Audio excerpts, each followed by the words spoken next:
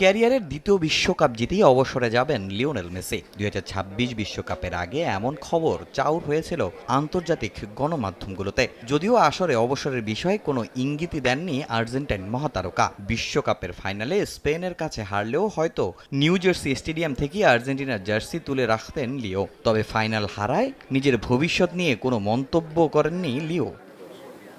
৩৯ বছর বয়সেও দুর্দান্ত পারফরমেন্স করে যাচ্ছেন লিও। সদ্য শেষ হওয়া বিশ্বকাপে ৮ গোলের পাশাপাশি ৪ অ্যাসিস্ট রয়েছে আর্জেন্টাইন মহাতারকার। এমন পারফরমেন্সের পর লিওকে জাতীয় দলে ২০৩০ বিশ্বকাপেও দেখতে চান আর্জেন্টাইন সমর্থকরা। যদিও দেশটির গণমাধ্যমের খবর, আকাশি সাদাদের জার্সিকে বিদায় জানানোর পরিকল্পনা শুরু করেছেন মেসি। তবে খুব সহসাই জাতীয় দল ছাড়ছেন না মেসি। আর্জেন্টিনার হয়ে আরও কয়েক মাস নাকি খেলা চালিয়ে যেতে চান। আর এই সময় জাতীয় দলের ভিত গড়ে দিতে লিওনেল স্ক্যালোনির সঙ্গেও নাকি কাজ করবেন ২০২২ বিশ্বকাপ জয়ী তারকা। মূলত ২৬ বিশ্বকাপের ব্যর্থতা ভুলে ২০৩০ বিশ্বকাপের জন্য প্রস্তুতি নিতে চায় আর্জেন্টাইন ফুটবল অ্যাসোসিয়েশন। সে কারণে দলকে ঢেলে সাজাবেন স্ক্যালোনি। আর আর্জেন্টাইন মাস্টারমাইন্ডের পরিকল্পনায় দলের বেশ কয়েকজন বয়স্ক খেলোয়াড়। আর আপাতত জাতীয় দলের দরজা খোলা থাকলেও ২০৩০ বিশ্বকাপ স্ক্যালোনির পরিকল্পনায় নেই লিও।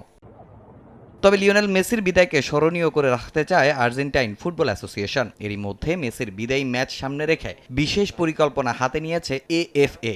যদিও অবসর নিয়ে এখনও নীরব আর্জেন্টাইন মহাতারকা। লম্বা সময় পর ২০২১ সালে মেসির হাতে কোপা আমেরিকা জিতে শিরোপা খরা কাটায় আলবিসেলেস্তেরা। আর ২০২২ বিশ্বকাপে মেসির নেতৃত্বে কাতারে ৩৬ বছরের অপেক্ষার অবসান ঘটে আর্জেন্টিনার। তামিম হোসেন, সময় সংবাদ।